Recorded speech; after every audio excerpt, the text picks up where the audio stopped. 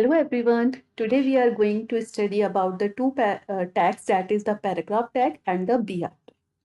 सबसे पहले हम पढ़ेंगे पैराग्राफ टैग के बाद और फिर हम पढ़ेंगे BR टैग के बाद। पैराग्राफ टैग बेसिकली क्या करता है कि जो भी कुछ हमने लिखा होता है उसको एक पैराग्राफ की फॉर्म में डिफाइन कर देता है।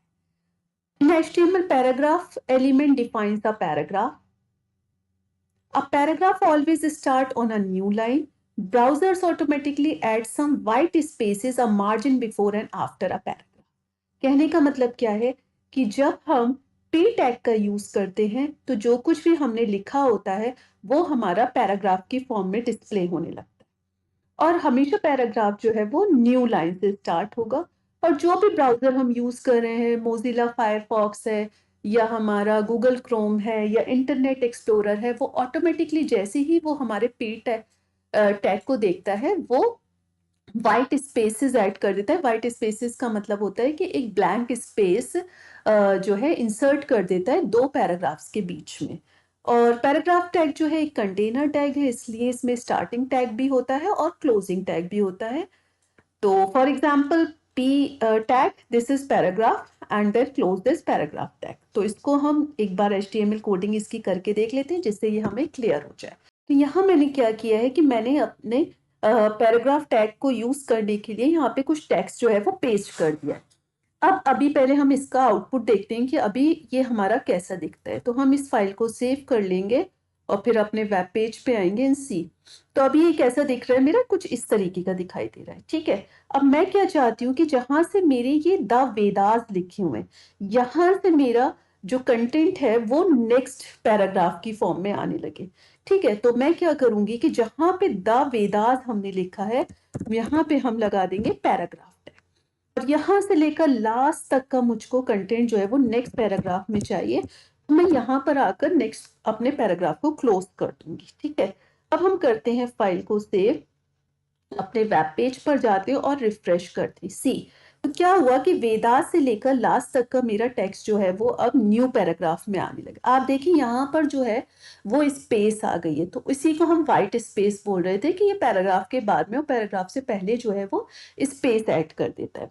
ठीक है, अब अगर मैं ये चाहती थी कि सिर्फ ये वाला पैराग्राफ मेरा द वेदास से स्टार्ट हो और नॉर्थ वेस्ट तक हो और द कास्ट सिस्टम से न्यू पैराग्राफ स्टार्ट हो, तो उस केस में हमको क्या करना पड़ेगा कि उस केस में हमको द वेदास से लेकर मैंने न्यू पैराग्राफ स्टार्ट किया और उसके बाद मैं क्या चाह रही थी कि यहाँ तक सिर्फ मेरा ये पैराग्राफ रहे, तो मुझे अपने पैराग्राफ टैग को यहाँ क्लोज करना पड़ेगा।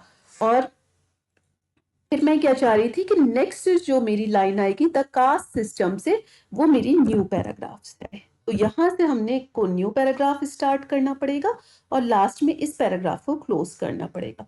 तो टोटल हमारे पास फर्स्ट पैराग्राफ हमारा यहाँ से बाय 55,000 ईयर्स से लेकर वंश तक आ गया। दूसरा हमारा द वेदास से लेकर नॉर्थ वेस्ट तक आ गया और third paragraph the caste system से लेकर ट्रेडिशंस तक आ गया। फाइल को सेव करते हैं और आउटपुट देखते हैं। सी, तो क्या हुआ, ये मेरे 3 पैराग्राफ्स यहाँ पे ऐड हो गए।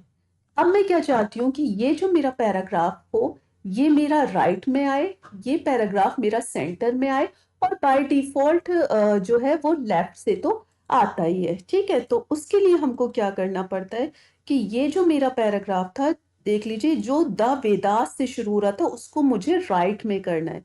तो देखेंगे हम यहाँ कोडिंग पे आएंगे कि द वेदास से पहले जो हमने पैराग्राफ टैग लगाया है उसमें हम अलाइन कर देंगे, डबल कोट्स में हमको लिखना होगा align equal to double quotes right.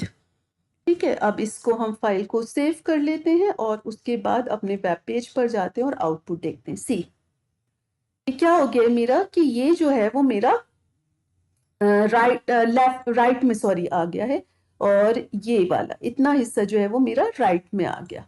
अब उसके बाद मैं क्या चाहती हूँ कि मेरा ये वाला जो पैराग्राफ है वो सेंटर में आ जाए। ठीक है, तो हम यहाँ पर लगा देंगे p align equal to double quotes centre. File को सेव करेंगे और वेब पेज पे आके रिफ्रेश करेंगे। सी, तो ये वाला जो पैराग्राफ है ये आप देख सकते हो ये मेरा सेंटर में है, ये पैराग्राफ मेरा राइट में है और ये वाला पैराग्राफ मेरा लेफ्ट में है। ठीक है, अगर यहाँ next topic is the break tag. अब ब्रेक टैग क्या करता है? ब्रेक टैग जो है वो हमारी टेक्स्ट को नेक्स्ट लाइन में ले आता है। जहां पे हम ब्रेक लगाते हैं वहां से हमारा रिजल्ट जो है वो नेक्स्ट लाइन में आने लगता है। ये एक हमारा एम्प्टी टैग है, मीन्स इसमें कोई भी हमें एंडिंग टैग लगाने की जरूरत नहीं है। फॉर एग्जाम्पल यहाँ पे मैंने लिखा है दिस इज कंप्यूटर और उसके बाद बी आर टैग लगाया और फिर लिख के आ रहा है मेरे पास दिस इज हार्डवेयर।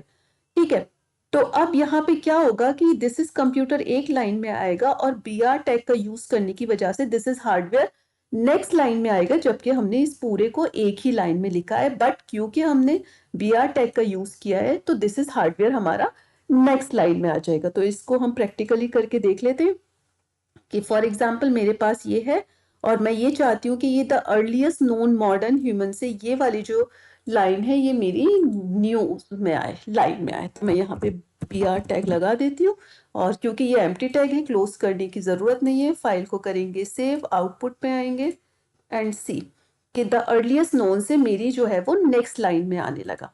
अब आप देखो डिफरेंस दोनों में, बी आर टैग में और पैराग्राफ टैग में।